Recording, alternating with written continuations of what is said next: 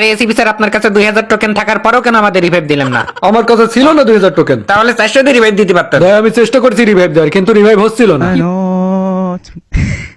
শালা আমার খুব ভালো করে মনে আছে, আমরা পিকে ফাইট নিয়েছিলাম আর তুই পিছন থেকে আমার কিল চুরি করছিলি।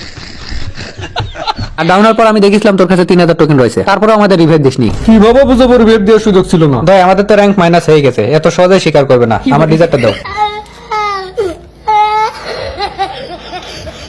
অভিজিৎ, আমি তোরে বারমুডা ম্যাপ থেকে একদম সরাই দেবো। আরে স্যার কি করতেছেন? তোমাদের খুব শখ না জানা আর আমি তোমাদের কেন রিভাইভ দিইনি? আরে সেটা তো আমরা এমনিতেই জেনে না। আরে স্যার আপনারা দুজন কি লাগালেন? স্যার ডেজার্টটা নিচে নামান। অভিজিৎ তুমি ডেজার্ট নিচে নামো। তোমাদের খুব শখ না জানার, কেন তোমাদের রিভাইভ দিইনি? শোনো, আমি যাবো গ্র্যান্ড মাস্টারে।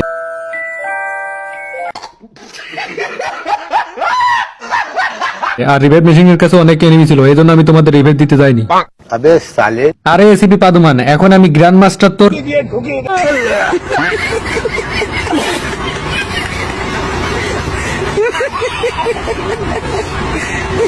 এইরকম মজার মজার ভিডিও পেতে আইডিটা ফলো দিয়ে পাশে থাকুন।